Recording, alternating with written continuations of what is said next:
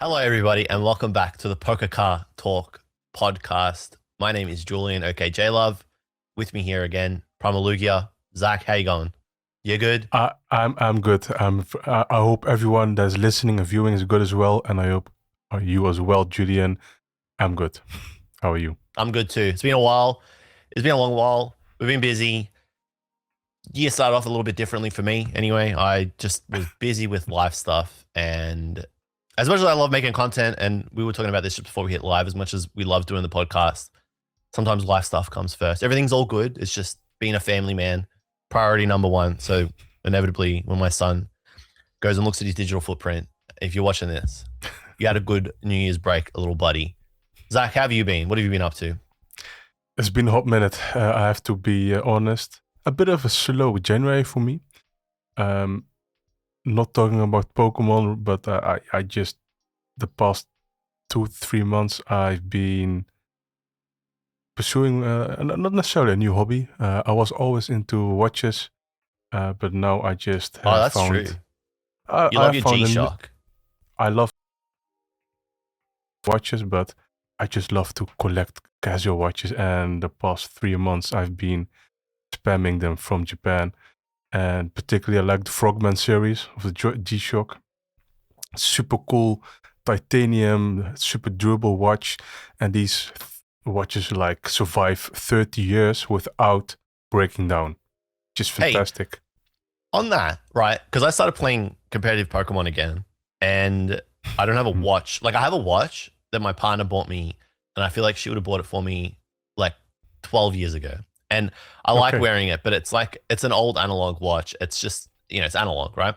Yeah. And at tournaments, you always want to be able to just track time. It's just good to always be able to track time, right? Yes. So can you give me a watch recommendation that's like, I don't know, between 50 to 100 Australian dollars that I could use digital just so I can keep track of time? That's like kind of cool. This is actually good because I was thinking about just buying like, something cheap at like a $2 store, like, the general store. But yeah, I might as well get something like decent for that price point. And you said from Japan, so that always like brings me in. I mean, if you can be on Mercari, I definitely like I think for a good stopwatch, what a double word. I think a very good entry point, or if you're a really tight budget, the DW6900. DW6900. You should flash this. Yeah, see, perfect. This is exactly what I'm talking about. That watch is iconic. This is like being used by military forces, police forces, movies as well, as a prop, if you know what I mean. Classic watch. Definitely keeps track of your time. And yes, I think it's iconic, really. And I can get that. There's like, I'm seeing it in black. Yeah, I can just like pick like a cool color. Yeah, dude, I used to always want one of these in high school. It's so cheap. I bought like in December, I believe, a completely unused, I believe 2009 model, completely new box, never used, and I think below 50 euros. I think 40 euros. And I mean, do they just not make these anymore? This model? Oh, they do. They absolutely do. There are still there are even upgraded watches like with a solar panel as well, so you don't have to charge, swap the battery, self-charging. And there's even like multi-band 6 is like radio atomic time. It was never, this like set and forget. Yeah, basically. So definitely I recommend it. And I saw some on Mercari. It's very cheap. It's super cheap. Okay. You're gonna have to give me. It's a GW 6900. It's the upgraded model. You're just gonna have to give me links later. Be like, I will give you links. This one. This one's good. Yeah. Yeah. And I also pursuing maybe a YouTube channel of my hobbies and all my EDC gear as well. But enough about me. Do it, man. I'd watch it. I'd clearly watch it. I'd find that and be like, okay, sweet. I'm going down a watch rabbit hole. Just do it, bro. Oh, it's just make it happen. It's so cool. I mean, I like tinkering stuff. Like one of my first hobbies is like working on computers, personal computers, and Pokemon all the same. It's like slowly curating your stuff, and in the end, you can be very proud. Hey, this is something I've worked on, this is the end result, and restoring all the watches that are honestly neglected for like 20, 30 years. Some are never worn and some are really worn. Some have been broken down due to aging. Some of the plastic can rot, if you know what I mean. Why is this yellow one $135? What makes it so? It's like 1,300 yen. The basically G-Shock, like Pokemon cards, are very collectible. Not every, but there are special limited models.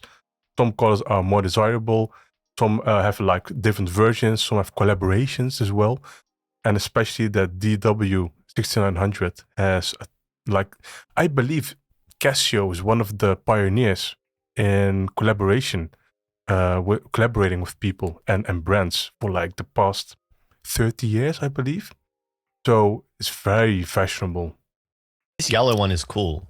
Okay, I'm going to buy this yellow one after the podcast. Send me the link. Panel. Yeah, I'm going to send you the link, dude. Be warned. I will be very dangerous because I will get you in another hobby. Do you know Brace Gaming, by the way? Yeah, do I know Brace Gaming? The guy that made the famous, the infamous now manga rares. Yeah, of course I know Brace. Yes. That demon. He approached me, I believe, last year for some input on some Casio models, and he regrets talking to me because I'm just spamming him all sorts of deals and models, and he got into some nice G-Shocks now. Okay, all right, but yeah, that's it. That's my side quest today. Pokemon. That's what everyone's coming here for. Pokemon card discussion. So we spoke a little bit yesterday, and we were talking about what we're going to talk about today. We were thinking, okay, what are we going to talk about today? And I suggested that we just bring 3 things that we want to speak about to the channel, the podcast today, and then we go from there. And then you sent me 2 voice messages about 3 minutes long when I was in bed, and I listened to the first 10 seconds, and I was like, no, don't tell me what you want to talk about. Yeah, no, I was like, don't tell me. No. you were listening, and I was like walking today, and I was like literally thinking, I'm not hearing all of that. What Zachary is saying? Yeah. No. I definitely would have listened. No, I would have listened, but I thought it would be better if we just didn't tell each other what we wanted to talk about today, and then went from there. Because a lot has happened, and it's since we last spoke, which I feel like was like early December, and a lot's happened since then. Because it's been 2.5 months. So it's kind of like, where do you start? Really, do you start with? If I'm really like controversy. What? Not much happened really on the product front. If I'm honest, there's more happened outside of the actual products than the products themselves. Yeah, there's been like stuff happening in the space, and I mean, there's some. I mean, on that's like one of the things that I wanted to talk about. But there's also been some new stuff that's been revealed. You know, the 30th anniversary cards are starting to warm up a little bit. Most people listening today would have probably seen those. So there's no shortage of things to talk about. It's just what we go with. So do you want to lead with one of the things you want to bring to the table today, and we'll go from there, and we'll kick it all off? I think I will kick it off with the 30th anniversary first partner promos. Okay. The one that Saboteri, what was Saboteri? Yep. Yes, Saboteri illustrated. Let me pull up the screen share, because I think this product in a way is quite important and significant to show and talk about. Yeah. Let me kick off, because first, this product, I was anticipating, of course, before the promos were revealed, that they were going to be awesome. Illustration collection. When it was revealed in China first, I was like, oh yes, this is the actual English. This is the English product, and not going to be anything else. If it were to be exclusive to China, I would go crazy, because they have been treated far too well. But no, it was almost very certain that it was going to be this product. Then secondly, I want to say, in my opinion, these promos are awesome. You have Gen 1, Gen 3, and Gen 7, was it? Gen 1, Gen 4, and Gen 7. Yes, 7, 6 was X and Y. Okay, so awesome promos. They're connecting. Let me, of course, show them. That's fine. You can fix that in post. You're good. No, it's fine. I have it here. There's all sectioned out, connecting artwork, fantastic promos. China, I believe, does have a guarantee, but it's a little bit more expensive. China gets a acrylic magnetic card holder, but I believe you get only one. And yeah, this collection has 3 out of 9 promo cards. So you get a little bit more promos. Plus the 2 packs. And Plus it's like 2 packs. $35. It's 35 Australian. So yeah, I think it's insane value if you can get it at retail price, MSRP. 25 USD and 21 euro roughly is what it costs. Yeah. So it's like awesome.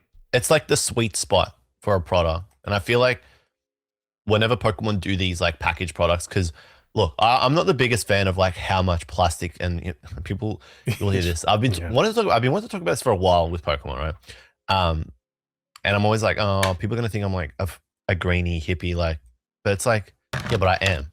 Look at it. It's like there's so much plastic waste. Like it's actually 2 packs and 1 promo and a coin for this. So like I don't like these products typically. These like put them on the shelf, and we're speaking about this. Like kids can see them. I want that for Christmas, like ish types of products. Having said that, I think this is one of the more appealing ones. I don't like that people are gonna just get like it's just so much plastic waste, whatever. But I do like these like $35 price point ones. They're smaller than like you know your Blooming Waters, which is like a huge. I think I've got a Blooming Water scene behind me, which is like look at like. Have you ever actually looked at a Blooming Water? Oh, it's like huge. Huge thing. It's this huge thing, right? And it doesn't need to be like it just has no business being that big. Like it doesn't need to be that big. Absolutely ridiculous. And actually, you know what?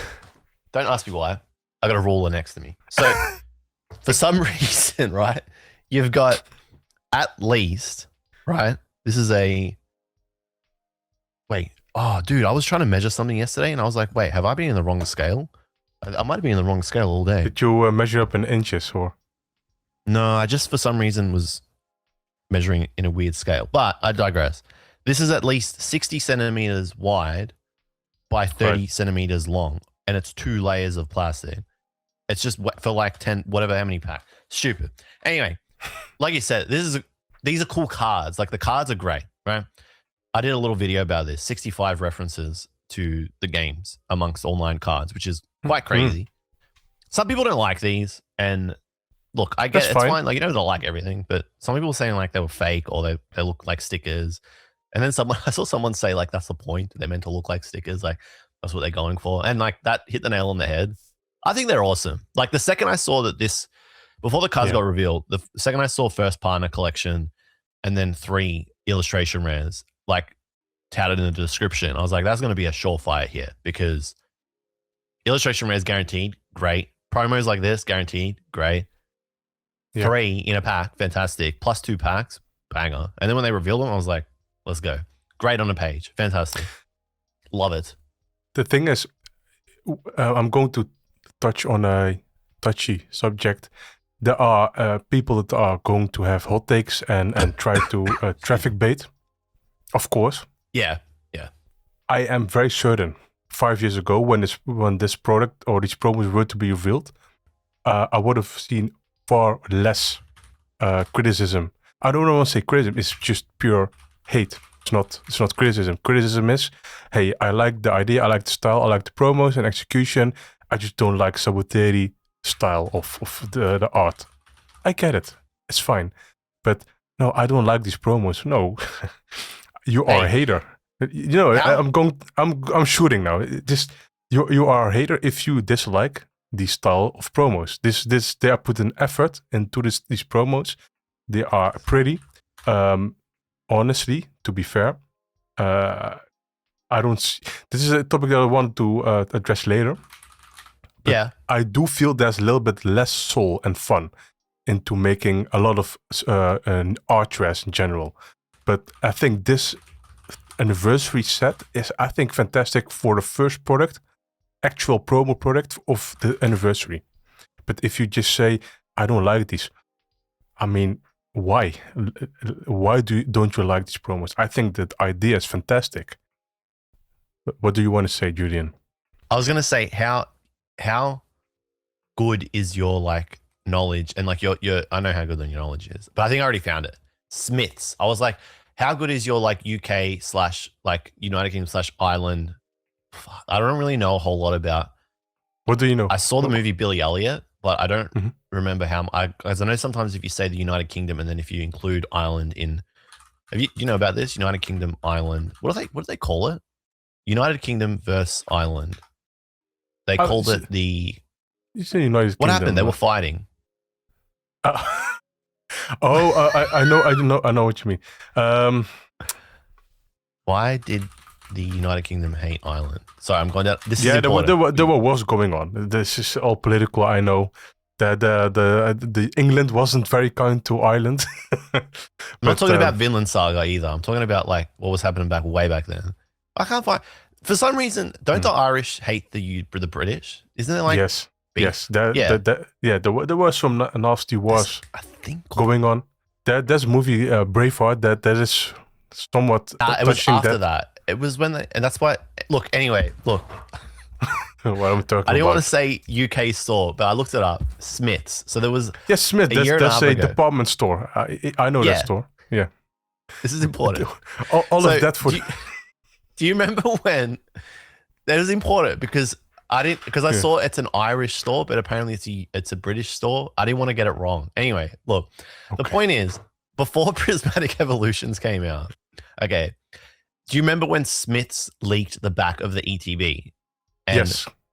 Okay, so Smiths leaked the back of the ETB, and I've been holding on to this, so no wonder I remember this, right?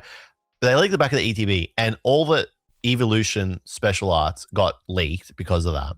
But the quality was dog water. So it was like I'm talking like, it was like 200 by 300 pixel like images of the cards, right? It wasn't enough to be judgmental.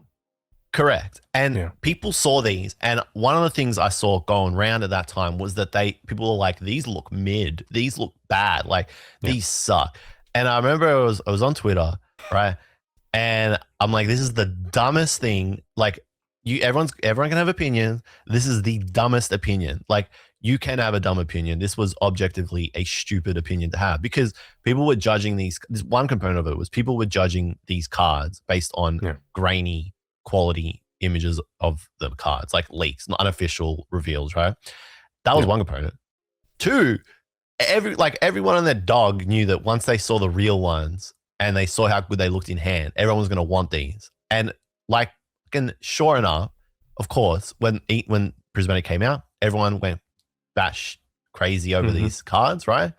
And all that was forgotten. Oh, that mid, these suck, but next minute, everyone wants to buy them. Exact same thing with these illustration rares. Exact same thing's going to happen. People saying they're mid, people saying they suck, or that they look blah, blah, blah, blah, blah. Second they come out, damn, I should have pre-ordered that. And you can still pre-order it in Australia. Oh, yeah, absolutely. The thing is, I think you touched, I agree with that. People just want to hate because they want to. It's easy. They just want to look, I am cool. I am, if you know what I mean, I hate everything and I have, it's just, if you. Or maybe it's because honestly, having like, it's easy to have, like, everyone wants to have an opinion online. If you're going to be online and you want to like engage in being online, right? There's two ways you do it. You either like, you're someone who just observes, right? And you just engage with it by following and like commenting here and there, but like, you're not really trying to build anything. And then there's people that are trying to like do something online. Like they're trying to build up an account or something, right? Yeah. And you have to have takes to do that. And I think it's easy. Like, it's just easy to have a take that's negative and just say it sucks. Because having like, I think anyway, having like intricate opinions and takes on things requires knowledge and appreciation, understanding of whatever space you're engaging in. And I think people don't want to do that work. They just want to drive by and say this sucks. But when you look at a lot of these things that people say sucks, there's actually quite a lot of meaning behind it.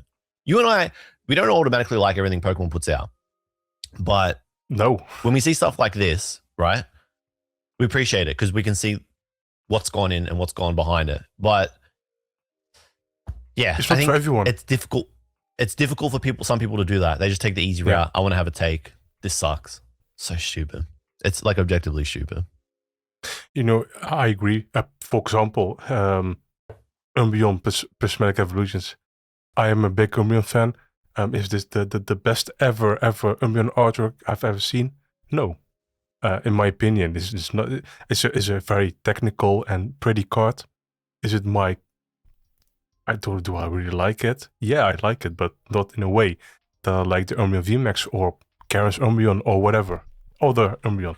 And yeah, I collect, but like you said, there's people that probably with good intentions say this sucks and say it and forget it about it. But sometimes people just say something without thinking first. And I'm going even as far as office workers. I'm talking corporate now. And this is not even corporate, but I'm complaining. Yeah, I'm complaining. Okay, I have a complaint. If I don't can deal with that complaint, as in like go to the higher ups or manager or whatever, if I don't act about it, do something about it. If you keep complaining, you are a moaner. It's not complaining anymore. Yeah. And the same here. If you just keep hating, honestly, say this sucks. Okay, at some point, your credibility will suffer by the 10th post, for example. And if I say, for example, this Umbreon sucks, people will, hopefully, yes, will, hey, this positive person, or at least this person that is a little bit more, I don't want to talk about myself. I think my integrity is a little bit, I try to keep up my integrity. No, if I complain about something, I do it with the right intentions. If I criticize this promo now, hey, I like how this promo looks, but I may be not fond of Saboteri for what reason. That's fine. But I just hate people that just complain about complaining. It's just hating, and I dislike how those people act. And if you're listening and think, okay, I'm complaining now. Yes, I'm complaining now in this podcast, but when I stop recording, I don't care about it anymore. And that's the difference between people and for example, me. I just see it all. I don't care about it. But now this is actually what's happening. And maybe for you, the listener or the viewer, maybe you should stop liking some of those posts. Or if you tell them, dude. No, I'm not. Just maybe you should or say something about it. And some people actually do. But it's funny because some of those people have the intention to like one up the people. if you know what I mean. It's just I feel you, right? Because like, look, even on this podcast, some of the comments, because I feel like maybe not the last episode, but maybe the ones before it, we definitely were like, because we were just not happy with where things were, like, and it was affecting how we were engaging with it, and like the frequency of the podcast was low because we just didn't feel like talking about stuff. So look, you and I have definitely been guilty of that. I've definitely been guilty of that in the past, and you're 100% right. If you just complain all the time, you just get known as a complainer, and so. Yeah. And like, like you don't want to be a complainer. Like, I don't want to be a complainer. You don't want to be a complainer. You don't want to be known as a moaner. Having said that, you do have to be like critical and negative sometimes to send a message and like try and invoke some kind of change, which is what you're doing here. So I don't think you're being hypocritical. And I agree with you, right? Because there are 100% accounts and channels that I would keep up on that I just cannot look at now because I'm like, how can you just be like this all the time? I had this conversation with a mate, Henry, right? And I was like, because I'm a hater, okay? I'm a known hater. I just am. And I was saying to him, you're either a hater or you're not. You can't like hate in moderation. You have to you got to like go all in on it. And he's like, no, you can like hate less. I'm like, no, because like the whole concept of hating is that you have to just always hate. You can't, because if you hate, right, then you're a hater. You can't be like, oh, I'm not a hater, and then hate a little bit. If you hate a little bit, you're still hating. So you're either like all in or you're not, and you can't change it. So like I am in my core a hater, but I'm cognizant of it. And so I don't want to spread hater energy all the time. So I try to rein it in, right? I think that's where, because it's always like weird because like we're always like, we see accounts doing it. It's just general. Like it's just general online. Like accounts, channels do this because it drives engagement. But I think you're definitely right. The tide is kind of changing, and viewers, listeners, the audience, consumers, subscribers, whatever, they're clicking off. They're clicking off and they're like, that's it. I don't care about this. This is too negative, or like, haven't you got ever anything good to say? They're clicking off. So tide is kind of changing, I think. But yeah, I think just blanket hating out the gate on stuff like this, when you're actually like, if I was a TPCI and like we release this, or at Creatures, and like the reception to it is this sucks, I'd be like, dude, what do you want? You're getting like guaranteed promos that are good. What do you want at a good price? What do you want? Just like, will you never be pleased? Personally, again, I agree on your subjects. The thing that I hate is we see less. Hater. No, wait. This is really quick. I'm joking, dude. Really, I'm joking. I know. But you're baiting me. But what I see less is, in my opinion, fun cards. I see less fun cards, more streamlined, very pretty, very technical, but less fun. Yeah, this is fun. This is fun in a while. More fun than some others I've seen in the past couple of years. Yeah. And the first thing people say that it sucks, and okay, that's fine, but why does it suck for you? And there's so many references, like you said or shown in your shorts. There's like over 50 references of the past, generations of the video games for those generations. And I think the effort is A+. But again, maybe they should have made 3 different artists instead of one artist, because now, if you know what I mean, it's a little bit, maybe. But it's hard to do the connecting art then. That would be like really jarring if they had done that. You know what I mean? No, but I think the next do they connect as one art? As the 9 cards, do they connect as one art? I don't think so. No. Yeah, the 9 cards all connect. They're all interconnecting. No, but they are like so the gens connect, but not all 3 gens connect. You're right. So they are separated. Left to right, they connect. Yeah. Yes, exactly. Their own generation connects, but the other generations don't connect. And maybe, just maybe there's maybe let's do. We have like 9 generations to deal with. Hey, maybe let's do so many cards, 9 different artists, instead of, hey, let's give Sabuteri 9 cards to illustrate. And that is maybe because they are out to make as much to appeal as everyone as possible, right? They want to sell as much as possible, and maybe they have, this is really criticism, maybe they have not Sabuteri, just one generation, pick it out, and maybe Arita or whatever, someone, I don't know, someone else, Yukamori, for example, just saying something that would have been maybe better. Then no one could have hated on this product, in my opinion. Yeah.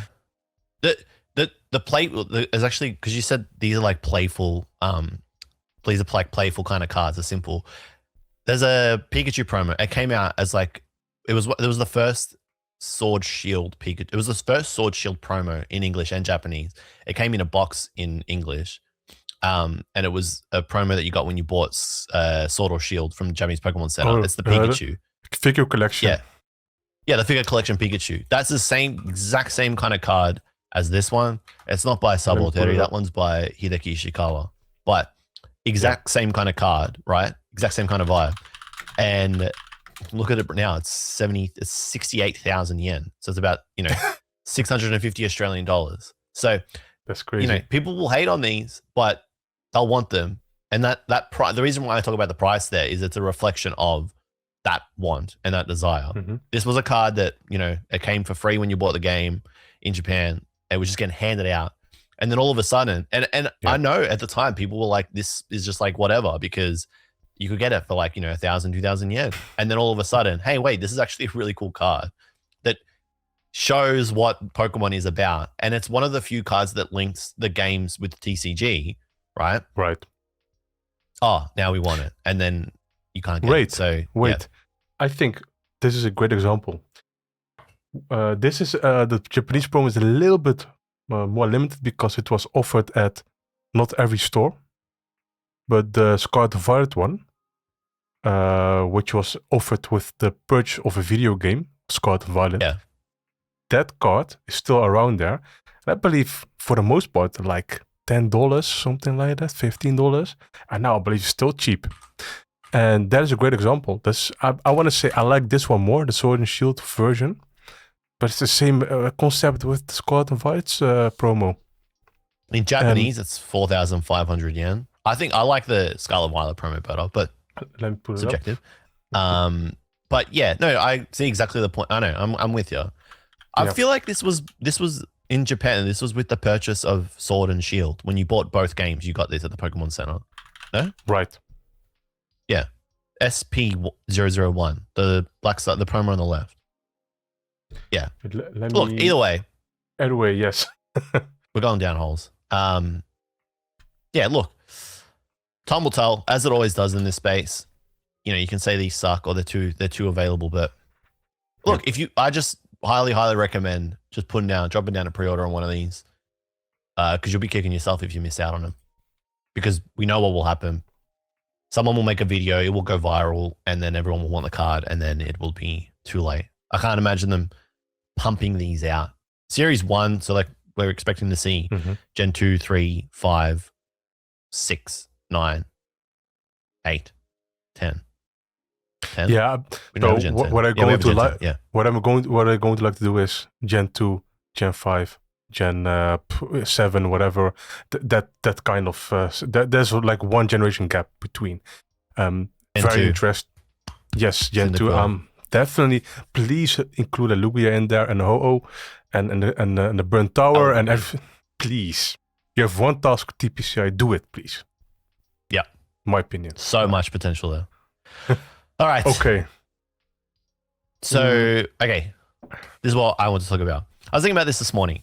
So I want to talk about Ascended Heroes. I want to talk about English. I usually like to speak about Japanese, but I want to speak about English, Ascended Heroes. So I was thinking, because we know that the release of Ascended Heroes around the world has just been staggered, right? So you've got, at least in Australia, the first thing that came out were the tech sticker collection. Tomorrow we're getting ETBs, mini tins. Then later on, we're going to get booster bundles. We're going to get poster collections, all that stuff.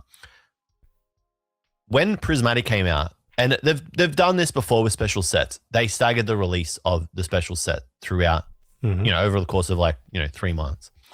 With Ascended Heroes, especially with EUIC, EUIC being like the international championships that held in London just last weekend, right?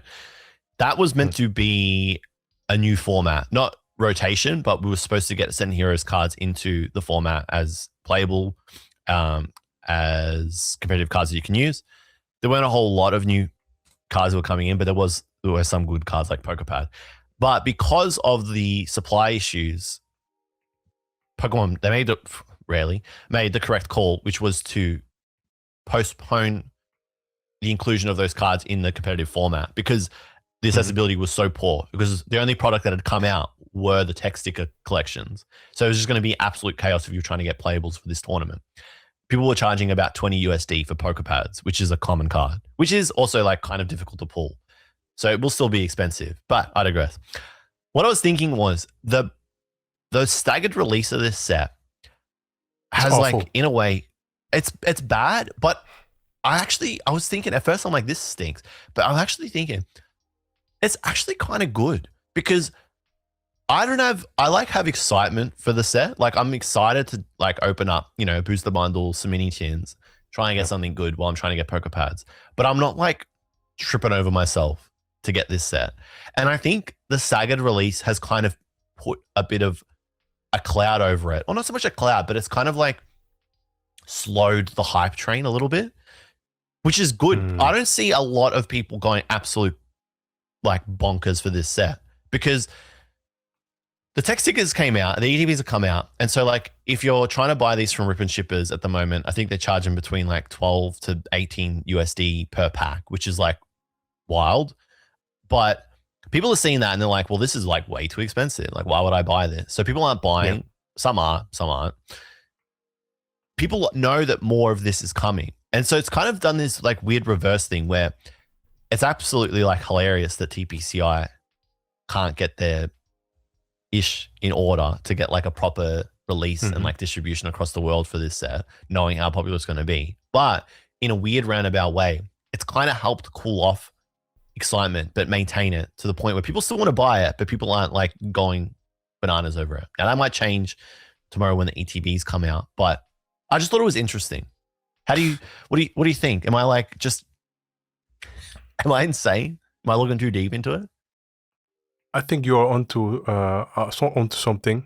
Personally, I will swear by that this kind of staggered releasing, in my opinion, nice products, but they are not the essential products, and these are expensive ways to get into Ascended Heroes, because again, you don't have a booster bundle or an ETB available, like you say, at release. I treat this tomorrow, or sorry, at 2 days from now. For you, it's tomorrow, as the official release. And even, I believe, what Pokemon Organized Play said, now at least, the ETB release is the actual release. These are like the core product of the special set, if I understand correctly. So these kinds of small products are not the essential core products. So that's the reasoning behind their not being legal on this day, January something. I get it. But honestly, what were they like thinking when they were like, hey, we have these two, in my opinion, non-essential small products and not releasing before the ETB. I honestly think when you release a set, you have a core product and a Elite Trainer box. And they released it like a month later. I mean, that is weird to me personally, and I don't know what they are testing. Are they testing the waters for research development or marketing? I don't know. But who's this appealing to? I have no idea. You see clearly, like the normal consumer sees, hey, the actual product that most people want is coming 4 weeks later. The thing is, the Larry and Erica collection, they don't have the archers included as well, so the value proposition isn't really there. So what you said, many people will then think, oh, okay, right, these are packs, but these are like here, for example, I believe these collections are like 20 euros, I believe, being sold, something maybe even higher, for like two or three packs. And then you get, personally, from what I've seen, you get likely some crap. If you're lucky in archware, and if you're really, really, really lucky, you get a special archware or a special illustration rare, how TPCI calls it. It's not my cup of tea, honestly. And what is funny, even back. Yeah, sorry, go ahead. No, they did was it 151? They did the booster bundle, I believe, very early. The booster bundle. They did. And then at with the next special set, let's not do the booster bundle at the first period of releases. So they did it at the last time. So there are I believe there are like something doing similarly like this. Hey, let's test out the waters. Let's try out some product availability. And now the profit margin on like the tech stickers and these 2-pack collections, like the Erica Larry collection, it's just got to be, the profit margin on them has to be higher, which of course I don't see how, but I guess it just has to be, right? For them to release them first. And maybe that's like one component of it. It's like, okay, we know that we're going to make more money off of these specific products. But if a customer goes into a store now and is looking at a booster bundle versus this tech sticker collection or the Erica Larry collection, they're more likely to pick up the booster bundle. So these secondary components are just going to kind of sit on the shelf. So maybe they're like, rather than send them out to die and then come out later. They're just like, okay, we'll send them out first. People are like chomping at the bit to get some of this set. These are just going to sell like instantly. Now, I am with you. And I've had thoughts about this, is that I like the idea of special sets, but the way that they release them is predatory. They should just be primarily, if you want to release I understand wanting to release a play mat. I think that's fine. Yeah. I understand wanting to release a poster. Okay. Because when I was a kid, I liked to put posters on my wall, and I still even like to put posters on my wall now. So I think posters are fine too. As for like coins, stickers, okay, kids like to play with stickers. There's an argument, but like, why not just release stickers? If kids, give them stickers. They're not right. Kids aren't buying Pokemon cards to get stickers. They get stickers and they're like, cool, I got stickers, but I really came here for the Pokemon cards. Okay, right. You don't go to a pizza shop to get a pancake. You go to there to get a pizza. Okay, so I've always thought it should just be booster bundles and ETBs, less environmental waste, way more accessibility, and surely if you've got like clearly they've got production manufacturing line issues, less components, 6 packs, put them in a box, wrap it in plastic, you're done. Will they do it ever like this? No, because they're going to make more money selling all this other junk, but that's where we are. Yeah. I just still thought that like the staggered release in a weird invert way has calmed the hype. It's not like this is the day like you need to get it. It's like, well, if you didn't get it on this Friday, there will be some more coming through next Friday, some more the Friday after that. So, it's periodic, and in a weird way, it's kind of like quelled the hype. I haven't seen a lot of like, I need a set it here, or like, I need it. Like, I'm not seeing a lot of that online. It's just like, oh yeah, it's out. Yeah, cool. This will be fun. That's it. I mean, there's nothing to want if there's nothing really, in my opinion, available. There's little assortment, and there are two, in my opinion, flimsy products. The Erica Larry collection is a nice product, but at this price point, should have been art res. Should have been art res. Yes, there's plenty of art res in there. Let's throw them in. What do we have to lose? And the other one was just the Charmander and the Ghastly. I mean, text stickers. They could have like commissioned an Archer or something very crazy in there, and everyone would have been happy. But this is like testing the waters. Maybe we have maybe less budget to make a commissioned new Archer for this product. Let's see how people will fare. And this is what we talked about 1 year ago with the release of Prismatic Evolution, the post-release, and they are trying to see how much can we get away with, make it as easy as possible for us, because, for this is how they maybe think as a corporation. Hey, we have this product coming. With Prismatic, we had crazy products. With Crown Zenith, we had also crazy products. With Shroud Fable, we had Greninja and Kingdra, which actually still is not released in Japan. So I assume being a TCG first, commission. Here it's, we have Mega Dream and Stardeck 100 combined, and which is, again, don't get me wrong, I think it's a great combination. Could have been way worse. Don't get me wrong. But I think TCG doesn't make this product attractive enough for people to buy. If this included Archers, I would have been the first in line to get it. But no, this is, if you really like Cosmos foil, go for it. But honestly, I'm not going to go crazy for it. Yeah, it's just. I'll say one thing. I like the artist who did the text sticker, like the stickers for Ghastly, Mega Gengar, Charmander, Mega Charizard. I want to say Terzidor. I know Terzidor did the mini tin artwork, and the Charmander really looks like Terzidor, but I cannot put my finger on who did the Mega Gengar and the Charizard. What do you? Because I know I'm trying to think who's done pack artwork over the years. Akira Egawa did Evolving Skies. I wanted to say, it's like a dynamic maybe, but I can't put my finger on it. It definitely helps when there's background artwork involved, but this is like makes it a bit easier. This is just a sticker. This is I know- difficult.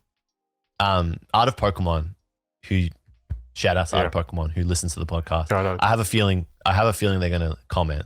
If they do comment, thank you.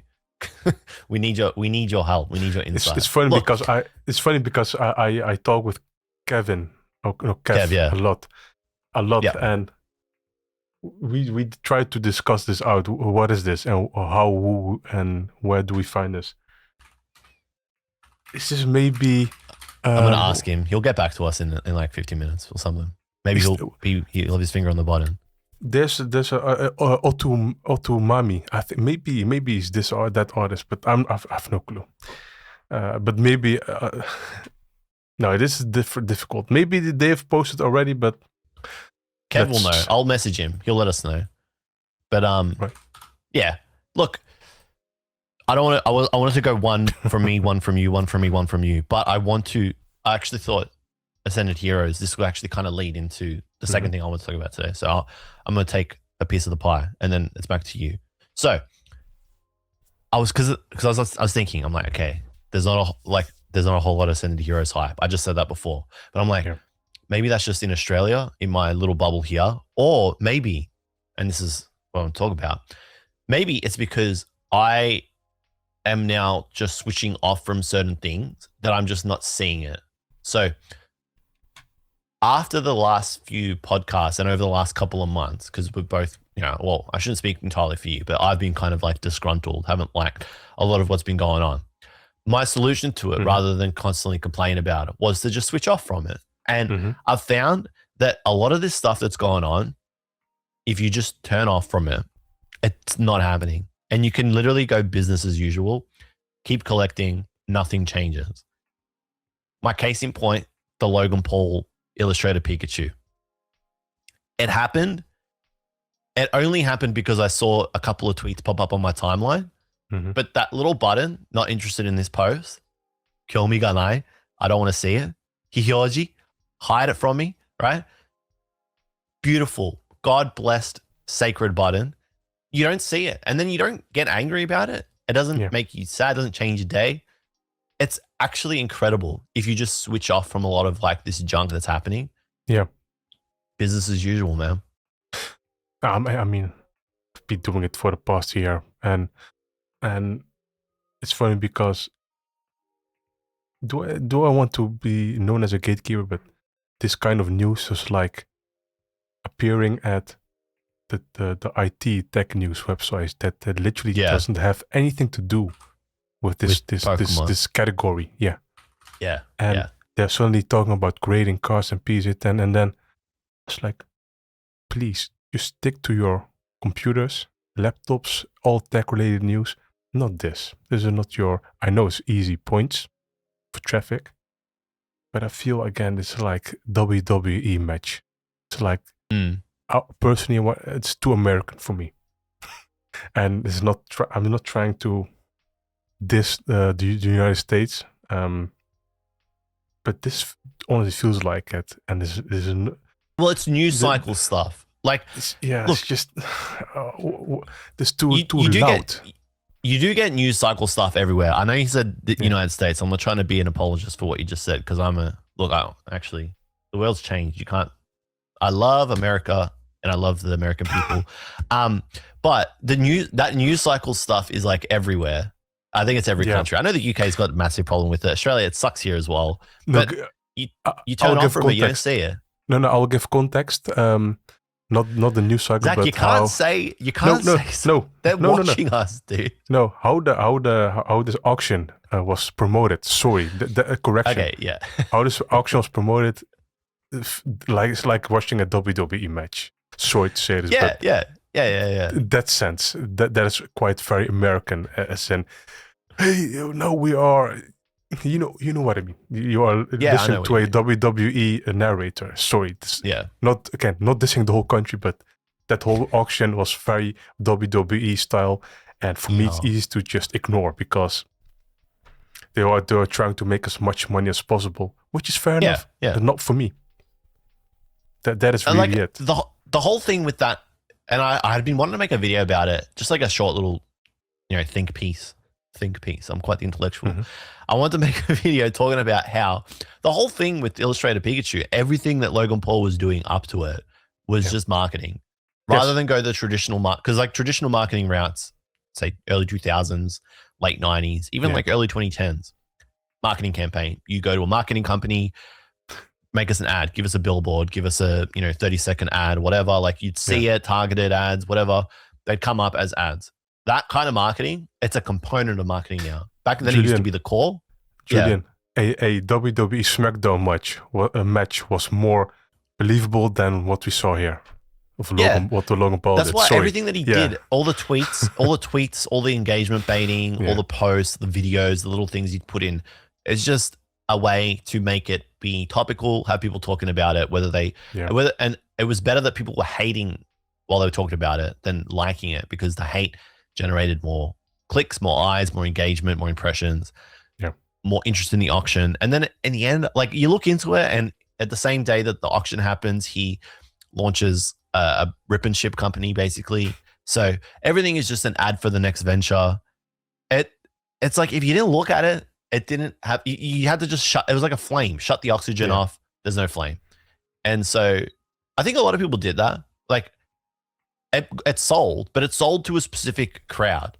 It sold to that like tech bro, crypto bro, like everything's an investment. Everything's everything's an opportunity crowd. It sold. Good on him. Like it doesn't change. Everyone was like, when this sells, everything that is going to change forever. No. I don't think Illustrator Pikachu didn't impact anything that I'm collecting right now. No, it's too abstract. It's a different realm. It's another. It's a trophy. It's a rich person's plaything. Does it have does it have a blanket effect? Okay, yes. So like you said, like shockwaves. Yeah, that's it. Yeah. Like websites that don't have anything to do with Pokemon or cards talk about it. Yeah. Now, someone who clicks on that website, do they think about Pokemon? Yeah. When they're at Walmart, Costco, Kmart, Target, whatever, do they buy a pack? Maybe. But are they going to be the one outbidding you on something like this? They're going to try and outbid you on a shiny collection pack? No. What is that? Can you highlight that pack more? Shiny collection. I'm into pack collecting now. For the listeners, this is a very rare pack today. This is the Japanese version of, which is part of Legendary Treasures from Black and White. So, that is. But like, it doesn't move the needle on this, No, and that's like rare or like. No, because this is too. Yeah, this is also old as well. Why are you flexing? Why are you flexing packs, Julian? Well, today? I thought maybe we do like recent pickups, and I had like a really cool pickup recently. So I've got like, I mean, dude, like even like stuff like this. I was buying this last year, and it was so cheap, like relative to the cards inside, the box price. Right. Maybe now this is a little bit more expensive, but I don't think it's because of Illustrator Pikachu. What I'm saying is, you don't give this stuff oxygen and it goes. It really does, And what is really funny is I agree with you. There was like on that same tech website, there's like a dedicated forum, and I haven't posted there in years, but there's like a TCG topic now for Pokemon, which wasn't a case last year. There was like, hey, this is a man with this. Hey, I have a son, and where can we buy Pokemon cards? Like sellers, and I know of Car Market, he says, but where are vendors and such, and places who sell cards? I said, hey, why do you not go to a Pokemon League? You can visit mine if you are close, and you can trade, and I will definitely say you will find stuff and trade some stuff away that you are not expecting you would get at a Pokemon League or other event. Then he personally DM'd me, and he said, do people sell cards at that Pokemon League? Which is a valid question, but that to me killed the whole vibe already. And do I want this person to say, no, I don't want this person to come at my Pokemon League, and just for the sake of, hey, do you sell this card? Do you sell this card? And then, hey, I saw this card. Do you sell this card? No. I want to trade this card with you. maybe if there's a very good deal, maybe I can add some money onto it. That's fine. But I don't want to invite people for the sake of, hey, I will sell cards. No, I can do that outside of the Pokemon League. But that person didn't think of, hey, I have a kid that also is into Pokemon cards. Maybe he's lying just for him into himself more than the kid itself. But yeah, I think people have changed. And this whole landscape changed. All about, again, consumerism, which is fine. Hey, I'm a consumer myself, so I get where people are coming from. But the whole landscape changed the past 5 years, and which is funny, by the way. I'm not naming names, but when, for example, Logan Paul announced like a Pokemon tweet, not Illustrator related, but it's like he was hyping up the anniversary and such. A TCG employee retweeted actually that tweet, and I was like, yeah, I remember this. Do you know what you are getting into, a TCG employee? Yeah. It's not that I'm shaming, but do you know who this person actually is? And again, he is very shady, in my opinion. He's done some very controversial things, putting it out professionally. I don't think this is a now he's a WWE celebrity and such. But I think this is like, okay, I got something. No, I'm with you. So, okay, I think brands, companies have lost, like they have no appreciation for brand integrity and image. They've lost it. Okay. So like they look at it on like a cursory level. Like, am I going to employ a racist, a known racist? No.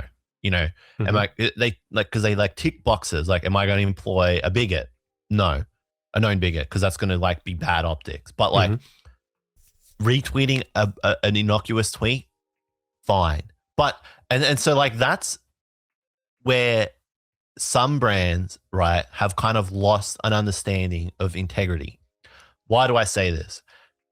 Well, that example right there, case in point, but they don't, like, they've lost appreciation because they don't understand that the reason why, and maybe it's like, you know, getting high off their own supply kind of thing. Like they got such a big head, or they think like Pokemon's unstoppable.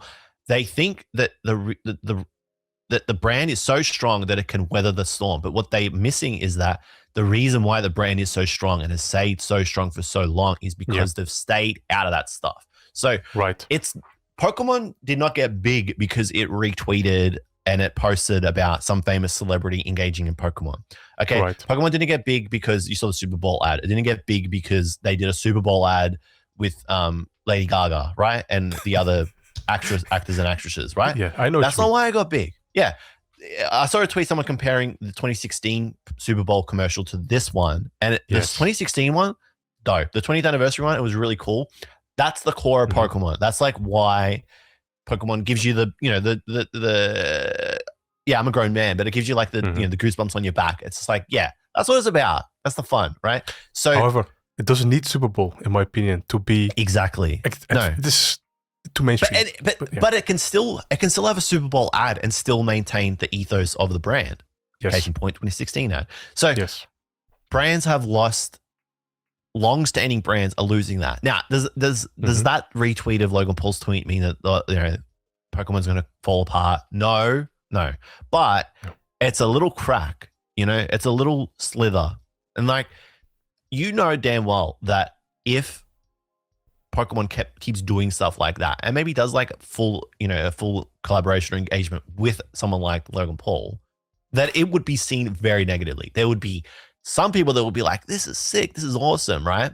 And then there would be a lot of people that would be like, what?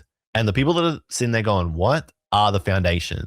You'll get like, you know, you'll get these newcomers and people will come in, but as we've seen, they just move from thing to thing to thing, from sneakers to One Piece to Pokemon to crypto, whatever. That group has a lot of money, but they're fickle. Well, not so much that they're fickle, but they will move to what is the next opportunistic thing. Absolutely, yeah. Okay, I just before like I hand the mic back to you. The reason what got me thinking about that is, I don't know if have you seen the game Deadlock? You had a Deadlock. I played it briefly you for played like it? a couple of weeks, but I the thing is, was it beta or alpha? It released. It's still I closed played beta, it. yeah, or alpha. I played it, and it was fun with colleagues and friends. But no, it just died off for me. Like the That's whole fine. group. Well, but go ahead. Well, the thing with Deadlock, right, is it's a game by Valve, and it just got me thinking about Valve, right, and how Valve has thrived for like 27, 28 years. Steam, when did Half-Life came out in like 1996, 97, you know? Counter-Strike, how old is that game? You know? Old. You know, between 25 to 30 years old, Valve have been around, and Valve bulletproof, you know? They've got a new game coming out. Deadlock's coming out. They just have like aura. Like Valve can do no wrong because they've done no wrong. They just stay in their lane. Hey, we make games. We have a storefront for digital games. It's the best storefront. We have the Steam sales. We have Steam Deck. The Steam Deck. We've got these games that we support. Shout out to Counter-Strike 2 gets 0 support, but like Deadlock getting all these free updates. Like it's a free game. Dota, Team Fortress 2, like those games, like that's because Valve just do what Valve do best. The Valve fans, yes, we love it. And they don't try to cater to these passing tourists, right? Mm-hmm. That's what makes Valve so strong. It's an example of a brand that, in my opinion, has done no wrong and can do no wrong. Pokemon, traditionally, doesn't do much wrong, very strong, but keeps doing stuff like this, it will turn people off. Right. This is a great point you brought up. I'm glad you brought that tweet up. Going even further than this, and I think there's a great connection to this whole discussion. In the beginning, I told you about G-Shock, Casios. Full circle. Wait, full circle. I'm buying those fragments that I purchased that are like 30 years old, basically. I have stuff from 94 in literally here in my watch case. Today, those same fragments are more expensive, naturally. But they are still the same quality and craftsmanship. They stick to their values. You are not getting a half-assed product. You're getting the full premium product. And they still have their cheap Casios. They still have their expensive Casios. They expanded. But still, the integrity of the company is still there. Of course, they are heavily marketing, but there's still an audience for this. The G-Shock, there's an audience for the entry-level Casios, and there's an entry-level for the luxury products. And if you go to their website, they are really just cherishing their heritage. You go to the G-Shock website, you see, hey, this is the product we are proud of. From 1980 up to today, and we should respect those products for what they are. And if they just remake certain products with personally crap quality, the product's whole reputation, the company's whole reputation will go under. Yep. And I think it's a similar story with Pokemon. They are trying to forget that 25 years or even 20 years, let's say 20 years of integrity, sticking to their ideals, like you say, the foundation, and hey, let's switch it up and make as much gains as possible, which is fine for the short term, but in the long term, like you say, you will attract all sorts of people. And going even deeper, I said in a couple sentences, it feels they are losing soul. The cars are getting prettier, more technical. The arches are fantastic, but where's a Pokeca set? Where is the Oyama's Pikachu? Where's the Beta Chansey that's actually released in the Creature Stuff deck from 5 years ago? The one that Oyama created. It's like the most amazing card. The consumer doesn't get it. Why? Why do the Creature Stuff and friends get the fun, but we don't get the fun? And we get some, sorry to say this, we get still awesome cards. We got a bunch of reprints, the Charizard, base set, and Pikachu, whatever. It's cool. But I would have appreciated that Beta Chansey in the 25th anniversary collection could have... What losses would I have had if they would include this card? We get like a slither with like these first partner cards, but we want And it's not greedy. You want the whole thing. Like, give us more of the fun stuff. If they release it's now, there. Yes, if they released like, for example, a new creatures deck tomorrow with those 9 promos, but instead of Bulbasaur, it's a Pikachu that is exclusive to the staff, and it's getting public, and friends of creatures are getting it. I mean, and like, for example, maybe it's done by Komiya, for example. I want that card as well. Why are you holding back? If it's fun. You know what it's doing? It like low key holds back, low Kirkmanly. It holds back the culture of the cards and the culture of the game, because they don't embrace it. Okay, so they don't cherish it by releasing it in these products that are easily accessible, that go out to mass market. Yeah. But instead, and so they don't do that. And then what's happening parallel to that is that those cards, like Illustrated Pikachu, which they have like history and lore behind them, they become a rich person's plaything. And so this negative connotation surrounds it. It's like a new collector doesn't come in and go, wow, Illustrated Pikachu, like, what's the lore? That's so cool. They go, wow, that's a $16 million card. Yeah, money object. Wow, like that's a rare. Yeah. Okay, the end. Yeah. Where's the lore? The end. Beta Chansey, like we keep saying that. Yeah. People see that and they go, wow, Beta Chansey, like that's as a 10, that's like 100,000 or whatever, card. It's so rare. It's like, the end. I want to know more about it. Yeah, tell me, like, they have their 30 years of history.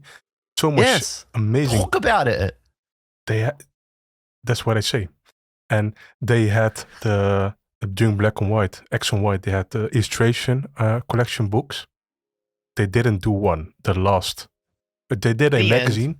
They did a small magazine illustration in Japan, and we didn't get it. I mean, bye. We got a 20th anniversary Mewtwo box, which is super premium collection, I believe.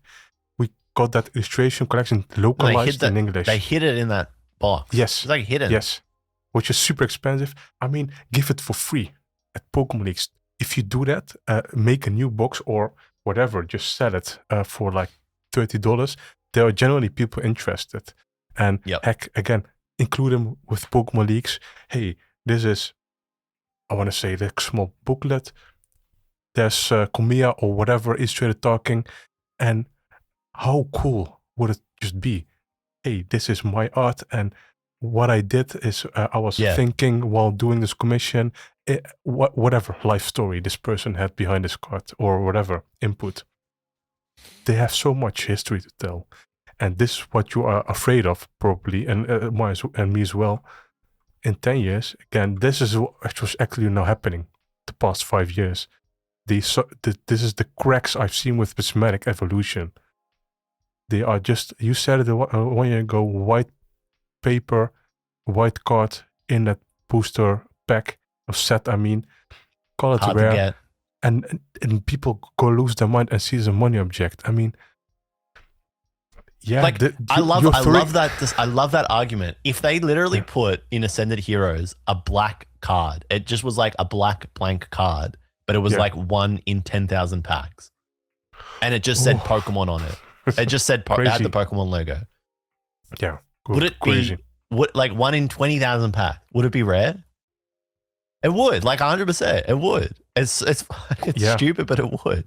But it works, but at what cost? Again, at what cost? It's like the gold cards. They are objectively booty. Like there's nothing fantastic about them. Like the new gold cards. I mean, that's your opinion, but at what cost are you trying to make them as rare as possible? That's the whole thing.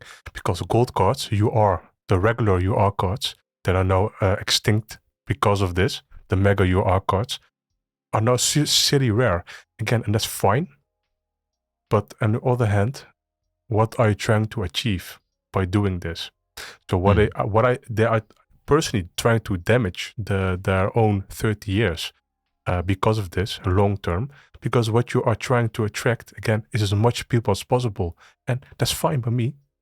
But what made those past sets so great is they stick to their ideals. For example, like a Pokeca set, would corporate approve a Pokeca set? Just that is catered to, honestly, I think I think what they did back then was, hey, how can we involve like as much women as possible, make ribbons, glitter, cute, whatever, and throw it into a set. And they actually tried that. And if it flops, fine. I think they thought, but if it's popular, then we have a hit. But now, we get a full Pokécune set in one art rare. And they try to segment those kinds of sets into one set and try to appeal as much people as possible. And that loses soul and character. And that's the thing what I just personally hate the past 5 years. I mean, why not make a heavily themed set? Like we have Destined Rivals, which is personally breath of fresh air, the Glory of Team Rocket. And Journey Together. Yes, but I mean, where's the Team Magma versus Team Aqua sets? Like those dedicated sets that just have a strong theme. It's not there anymore. Well, they did three. Evidently, they did three very strong sets. Journey Together, which just got commercially was not well received, but will definitely come around. People will come around on Journey Together and realize how good of a set that was. Then Destined Rivals, like you said, and then Black and White Flare, Black Bolt, White Flare. Like those were three really, really good sets, good strong ends to the era. We've said this before. Like, why not just start the era like that? But they like Perfect Order, for example. You know, it's not exactly a strong set. Okay, I look at that and I'm like, I don't know why you send, like, why send a set to die? You know what I mean? Like, it just. Julian, can I really just intercept your discussion? Yeah. Because, there's a common friend we have from your country named Joe. Yeah. And we were talking about artwork, like why is it soulless? And he pulled up a set like black and white set, random black and white set, and all of these common cards to the uncommon cards, they had references to the actual video game. Hear me out. Now, Ninja Spinner revealed like a Weedle. That's the first Weedle or first Pokemon card seen in probably like 4 sets that had actual reference to the video game ZA Legends. And 10 years ago, that would have been way more, if you know what I mean. So that's the thing that I just see and notice now. It is very pretty, it's very technical, but just empty. There's no soul in there. That is what I'm struggling with. That's conflicted with the past 5 years.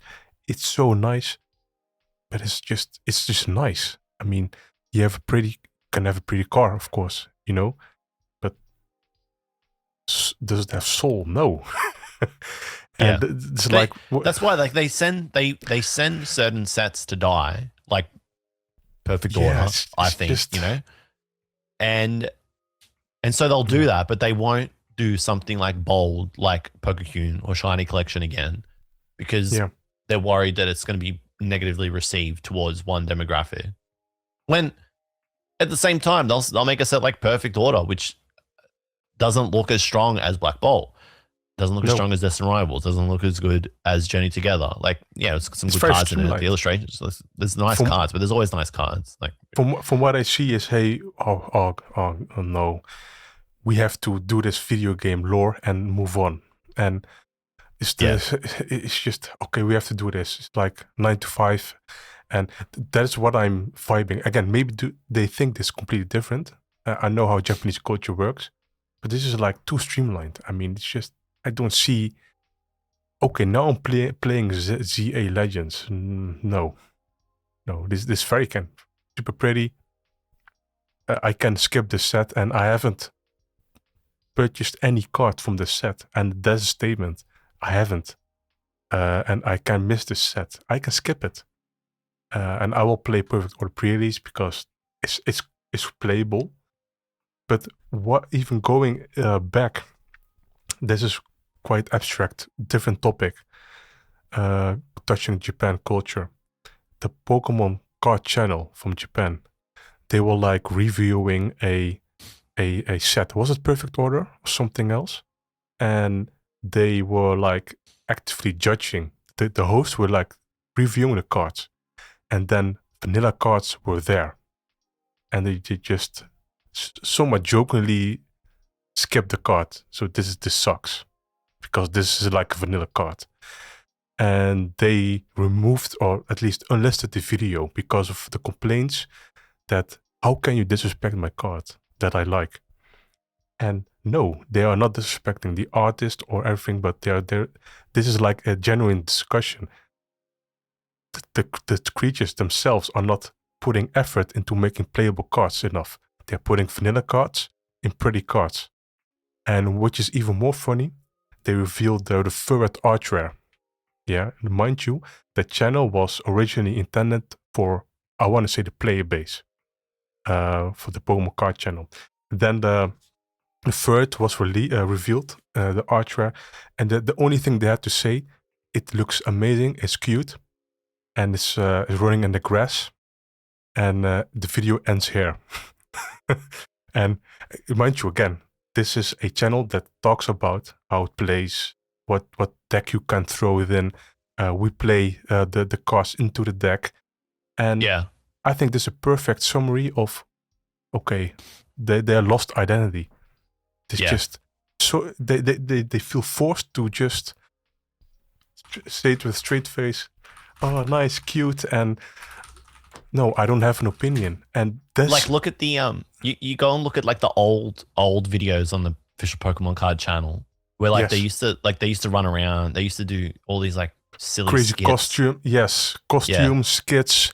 They were like, okay, they have fun at the office. Yeah. But now it's just, no offense to them because they're great hosts, but they are like, we are corporate and we cannot have our own opinion. And sorry if you feel offended.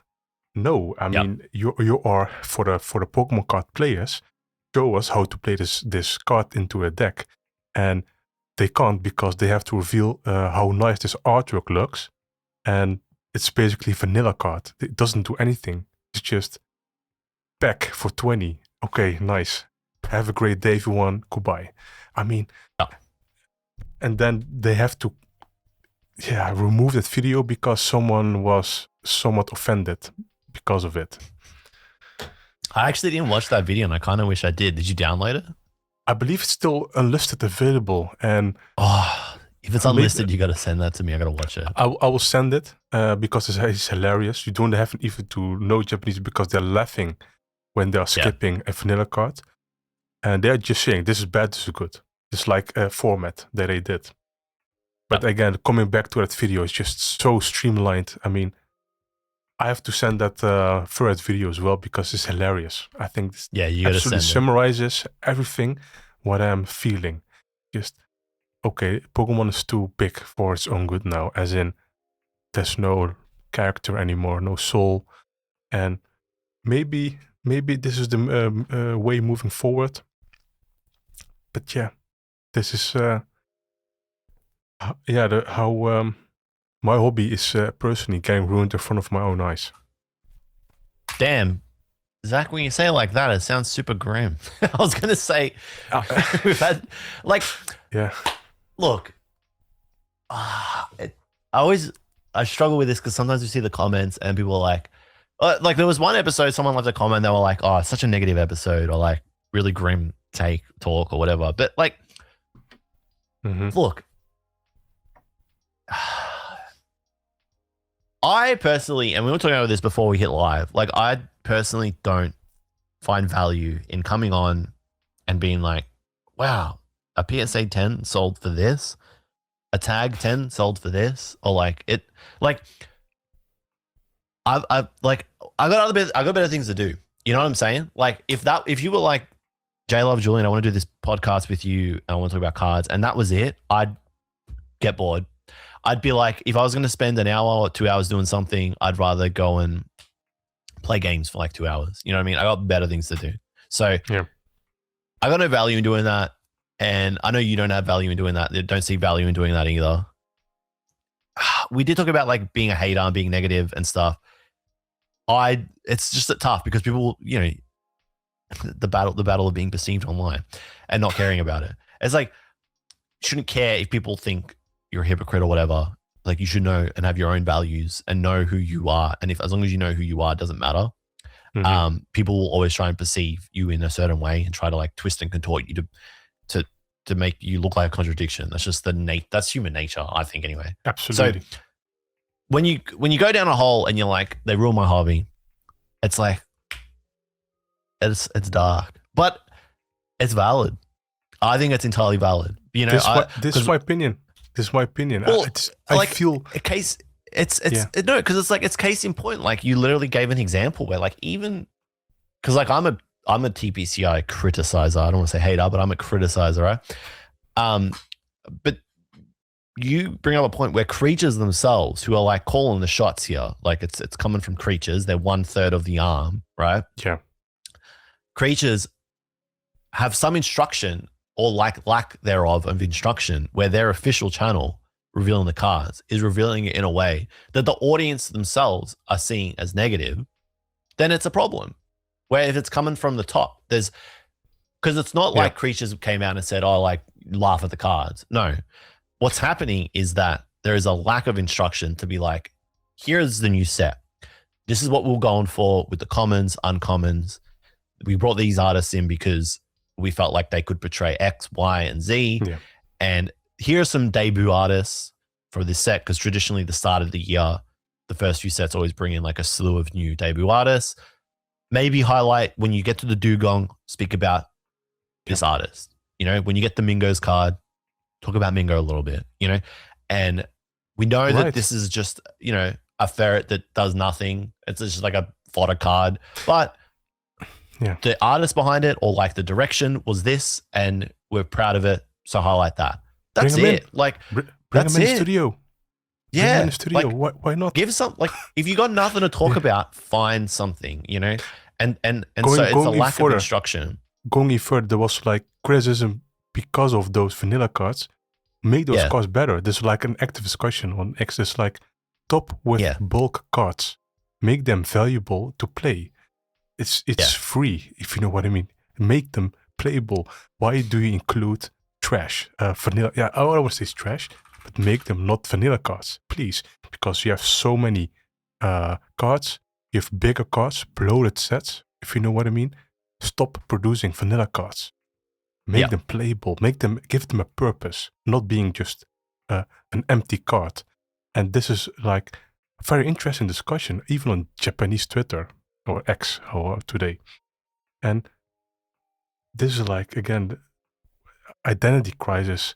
You said it, you summarized it well, but they had to give that additional information of what is it going on. And you can just tell that the hosts want to do their thing, but they are actively held back by the parent company. And it's just, it makes me sad to see, because they are like probably very cool people, and they just want to enjoy Pokemon cards to play. But they are just getting bottlenecked because of vanilla cards that they must reveal. And now they are releasing videos not every day anymore. I'm not sure what happened, but they stopped producing videos every day. Well, when you you look at because while you were talking about that, I was looking through the old videos of the channel, and there's like such a shift between when Ponyta 41 was like the host, basically. But you know Ponyta 141. I know Ponyta Ishii. You'll know his face. Which just the previous host, just the original host of the Pokemon card channel, which was revealed during the 20th anniversary. So there's like a huge shift between when he was making video, or when he was there and they were making videos, and what you see now. And I think like, he's like the 2010s version of Imakuni, where like he brought some of that like Game Freak, that creature's energy to like Pokemon. He wasn't Imakuni, right? He'll never be Imakuni, but he brought some of that. You know, when you look at the old trainer magazines and, you know, the interviews in them, and you read them and you see what they're doing there while they're making the cards. This is like early 2000s. Like, it was goofy. It was silly. It was fun. He brought that to the channel, and there must have been instruction, like, you know, bring that, you know, be don't be Imakuni, but like bring some of that energy, bring the quirkiness that we have here in the office. Right. And they encourage that. And then somewhere along the way, he left. The new host that came in, because like really the only one left from that previous guard is Odagiri Nana. But no criticism or disrespect. Right you. But yeah, okay, yeah. But like they don't have the same. I'd say Odagiri Nana, like she does like have some of that, but it's hard for her to like lead with all of that in the channel, and like she's not Ponyta. You know what I mean? So like you can tell they are not free. So it's there's something. There's something. Yeah. Yeah. Hold back. Dude, that's like crazy that like when you really like dig into it and go really deep, you can see it like that core level that it's there. That's probably like the biggest representation of the greater issue that, and those cracks that we were talking about. That's crazy. I like the cards because of what was released 20, 30 years ago, honestly. And those exact cards are being shown off on social media as, hey, this is a very cool card. If I show Oyama's Pikachu to everyone in person, they just laugh because it's so fun. And they for some reason cannot do it anymore. Why not let Oyama do a full art or an art rare? The time they did was the tag team, which is absolutely still insane. But those cards are just out of reach, by the way. But why can't I do with that anymore, if you know what I mean? Now, the last thing that Oyama did was the Bertic and a Cupchew. Yeah, that was crazy. Which looks awesome.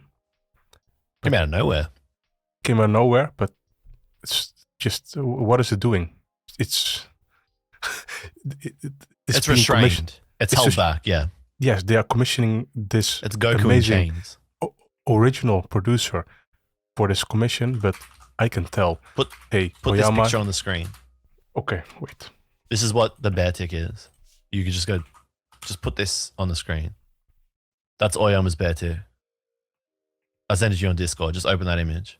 Trust me. Trust me. No. On Discord. Open the image I sent you on Discord. Trust me. Okay. It's fine. Okay. That's That's Oyama's Bertic. I don't see it. I sent it to Kev. Whoops. Kev's gonna be like, okay. Yeah, I sent it to you now. You can open it. Okay, you can open it now. So much suspense. This is Oyama's Bertic. Okay, wait. You ready? Put it on. I will put it on for you in 1 minute. No, sorry, 1 minute, 1 second. Come on, man. They're waiting. This is it. That's literally Oyama's Bertic, dude. It's like, let me be me. Free me. Let me express myself. It's being held back. It's odd. Look, I was thinking about this before, and it's not super card related, but it's something that I think about, and it's something I even saw other people talking about this too after the Super Bowl commercial, where TBCI have like I actually spoke about. Look at it. It's good. Like it's Bertic Oyama style, but like compare it to Oyama Pikachu. Yeah, it's like it's missing that quirkiness. You know, I mean, come on, the goofiness, the silliness. Wait, do we have? Yeah, Pika. That's it. Little speech. I think we've got a speech bubble. Yeah. I mean, look. The sun is smiling. The sun is smiling, dude. Yeah, it's a great day. I think there's clouds. Julian, like it's. They are taking themselves too seriously, too corporate. Honestly, I mean, come on. Everything's very safe. It's like awesome illustrations, awesome special arts, fun art rares. It's like tick, tick, tick. Yeah, and that's great. Love it. But like, come on. Variety's a slice of life. It's cars like this. Me. It's cars like this that made the game what it is today. And make me question. Make me go, wow. What is this? Wowie. What's going on? Make me go like, evoke something. You know what I'm saying? Right. I'm with you. This is what they're lacking. Someone should clip this and send this to the TPCI headquarters, because like I was thinking about this before, right? With the Super Bowl commercial, you have I spoke about this. I made this video. It was just me like ranting about TCGs in general and like how I like see the space at the moment. But one of the topics I touched on is free marketing, and TBCI's free marketing is just insane because they don't need to do anything. You know, the cards speak for themselves. The social media traction, just automatic, right? They don't even need to tweet. And then you have like all these like content creators and people on YouTube, TikTok, Instagram, just trying to make a thing, trying to make a brand account, whatever, like a personality online. So they use Pokemon. And what's that for Pokemon? Every day you go on your timeline, Pokemon opening, Pokemon card, Pokemon this, Pokemon that, Pokemon blah, blah, blah, blah. I'm part of that. Okay. I make videos. I am cognizant of what's going on, and I try not to make my videos like free marketing because I don't like that. You know what I mean? Like, it can take me 6 hours to make a YouTube short. So I'm not going to do that for a brand for free. Why would I? What? Stupid? Am I dumb? Well, I used to do it. So what I'm saying is like I think, you know, take advantage of how much free marketing they get from creators in the space because it's free, you know, and it's constantly keeping Pokemon in people's thought and headspace and on their phone. But in the same breath, like those people are like your core, like they are doing it for the love. Like a lot of people, I'm not criticizing. I don't want to like this be like, stop doing free like marketing. No. Those people are doing it for the love of the game. Like there are people that are just like, I'm going to spend 10 hours every day talking about this new product because like I love Pokemon, right? So like they're doing it for the love of the game. Embrace that. Like so often you see the wrong, and I don't want this to come and be like, come and embrace our ideas because we're talking about it. But like so often you see they'll go, well, you just saw it. Like, Lady Gaga. We need Lady Gaga, dude. Because she sings and Jigglypuff sings. Something popped up in my head. Yeah. Go. And I'm going back to 10 years ago, their 20th anniversary. So what they had on their YouTube channel was celebrities. Yes, celebrities. Oh, not necessarily super celebrities, but they are celebrities. Some important people. And among them was rapper JME. It's like a grime artist in the UK. And he wasn't very... Grime UK rap wasn't very worldwide phenomenon. Now it is like drill UK rap, and he was there. He's a prominent artist, and he's whipping out his graded Charizard collection. He's passionately talking about, hey, I have this basic Charizard, this first edition Charizard, and I want to think TPCI didn't pay him any cent. This was out of his own effort to make that video and let them use that video on their YouTube channel.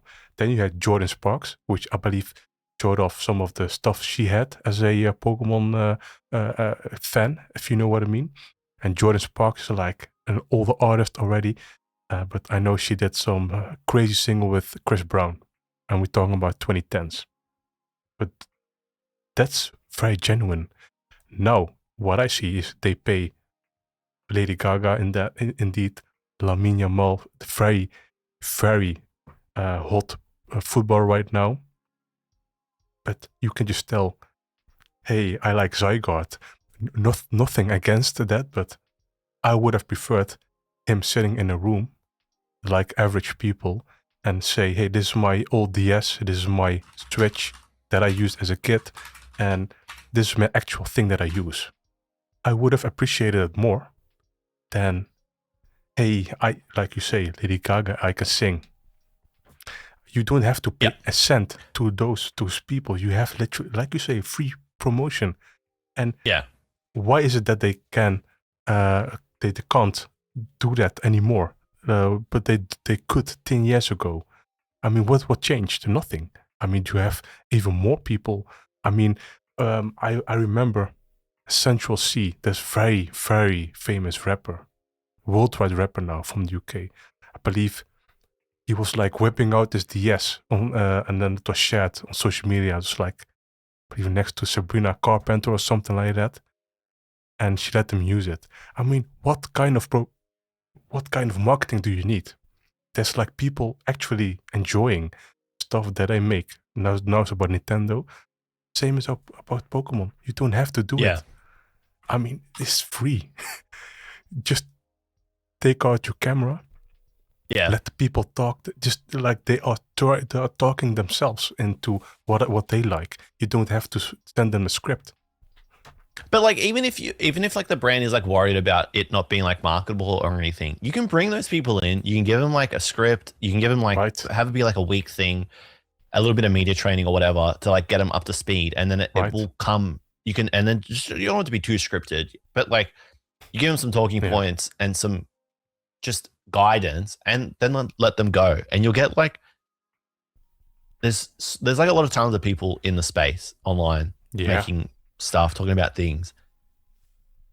Yeah, it's frustrating to see, and like I spoke about this in the other video too. I don't want this to come across as like plugging that vid, but the other thing was that they do sometimes do it, right? Because like an example of when they last did it, I think was Pokemon Trainer Tour.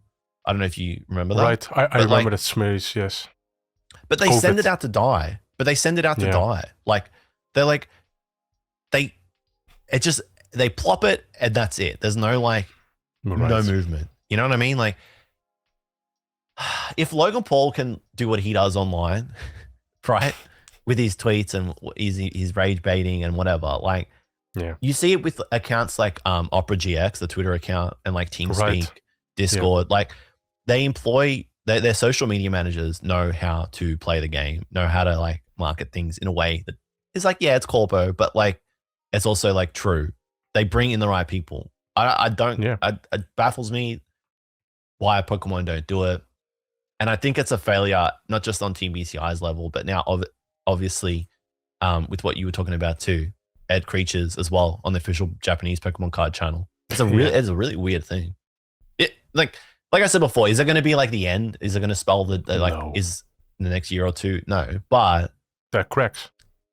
There are cracks, and eventually, you know, people turn away. They move on. They are their own worst enemy at this stage.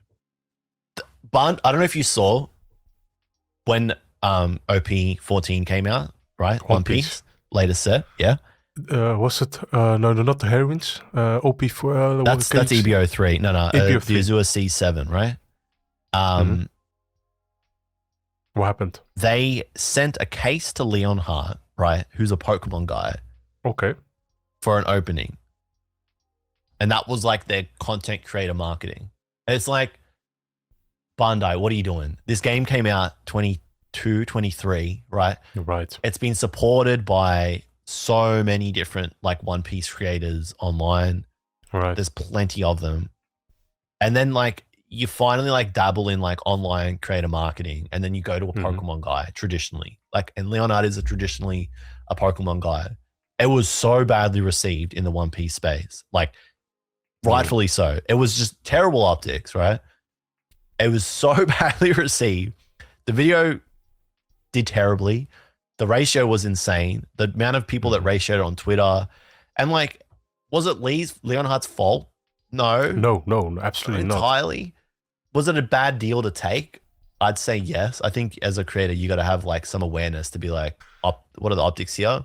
Yeah, would it not have been better on a separate channel, or like, will this impact my integrity and what kind of audience will attract? But just be like, okay, look, Bandai, thank you, love it, great, I really appreciate you reaching out. I'm in the TCG space. I'm here all the time. Like, I don't think I'm the right guy for this. How can we make this? How can or if you want to do it, but like you've got an opportunity to do something good with it, it's like, okay, look, love to do it, great, thanks for approaching me. Let's get like this guy, that girl, this person, whatever. Let's get these people that have been here before me involved too. Let's make it something cool, you know? Because I think the optics of just me are poor, but I want to help.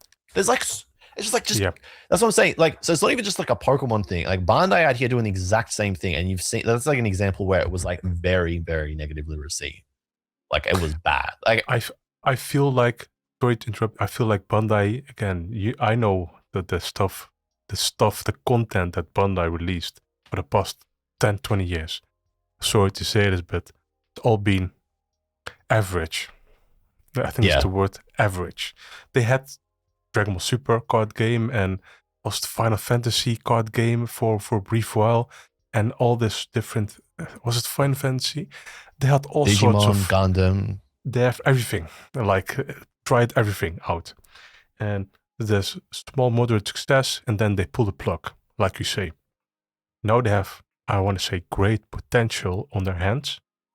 They have the upcoming One Piece anime remake, which is highly anticipated. I am going to watch that, for example.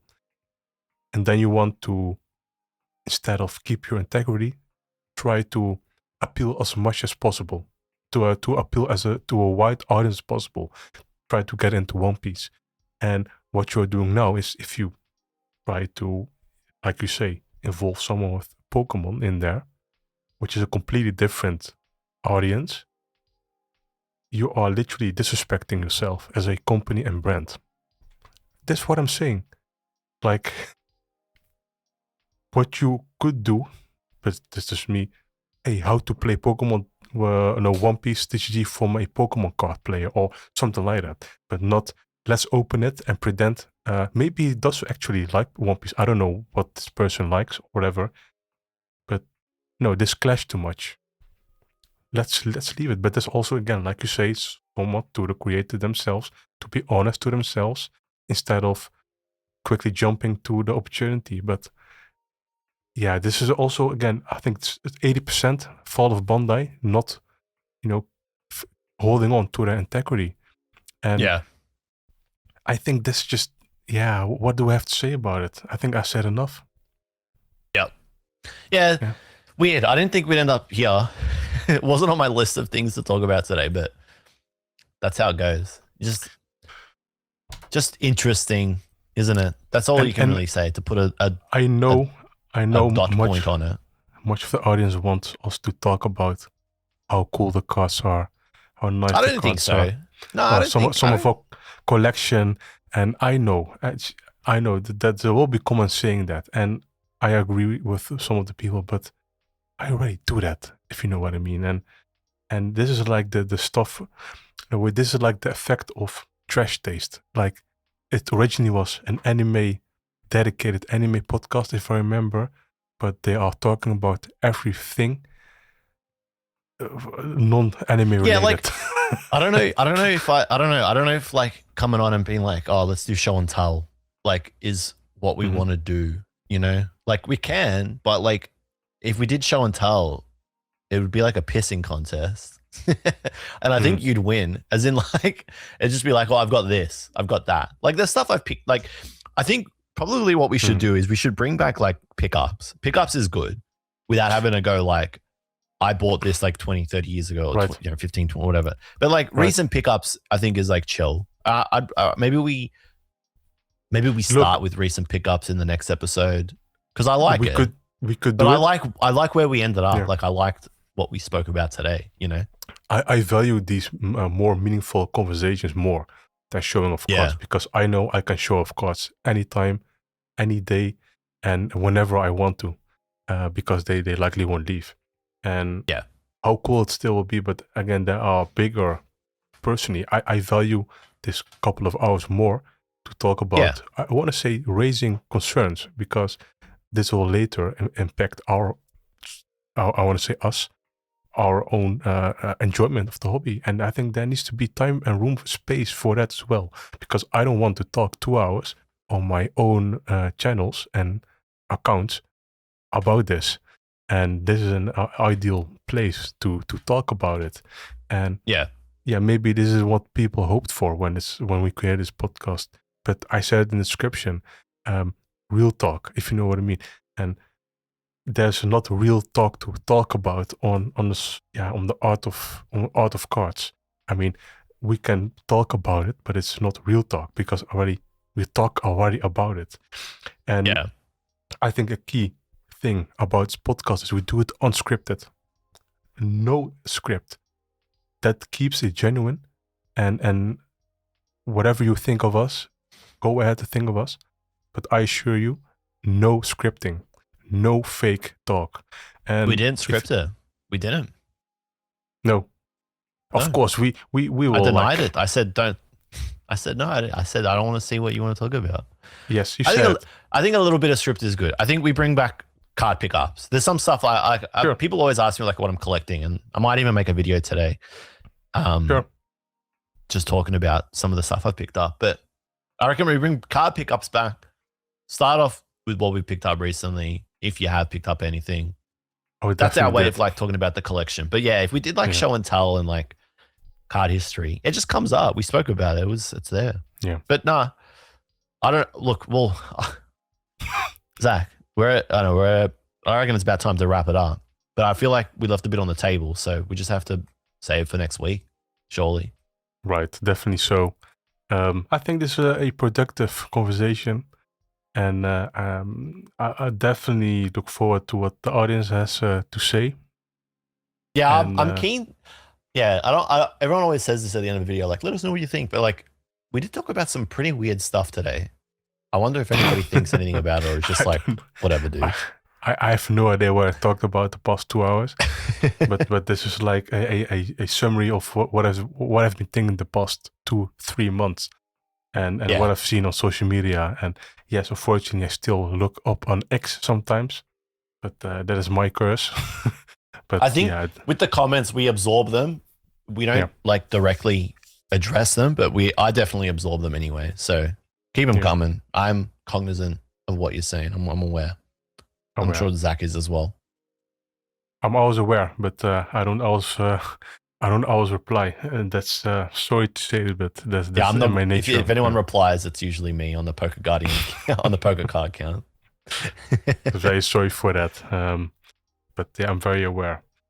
But also, All what I right. want to discuss Oh, before one we last thing. before Yeah. we close out. I see a lot of new viewers commenting on my own YouTube channel on my binder collections that I made like 3 or 4 years ago, and keep them coming. I definitely am going to do an update video and small teaser. I have very big goal completed. Ooh. I want to say in 1 or 2 months, maybe max, give or Ooh. take. Definitely check my YouTube channel out. If you haven't subscribed, shameless plug, absolutely subscribe. I think you will Put it like in the pinned comment. It'll be in the pinned comment. I absolutely will do it. And hopefully I can yap 2 hours about it. I definitely can. And hopefully you will enjoy the Pokemon space more because of it. Hell yeah, dude. That's Go really and check it out. All right. Well, that's it for today's episode. What is it? You didn't even say what the chat. It's Primal Lugia, right? Primal Lugia. It's Primal Lugia. So just search Primal Lugia. You did all that, and then you didn't even say what your channel is. You idiot. You actual stupid idiot. Thank you everybody for tuning in today. We're on Apple Music. We're on Spotify. Are we on Amazon? We're on Every platform you every take your platform you can podcast put a from. podcast. Yeah. Yep. We're Basically. everywhere.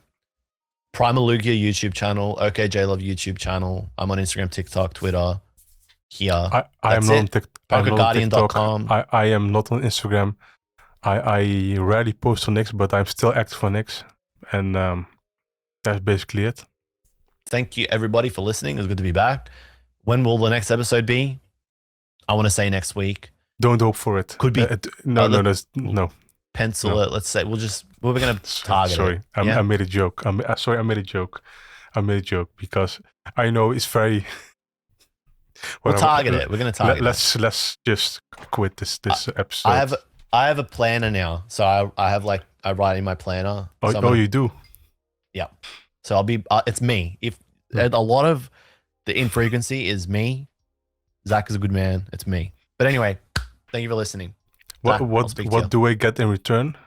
And the viewers, if you don't keep your promise?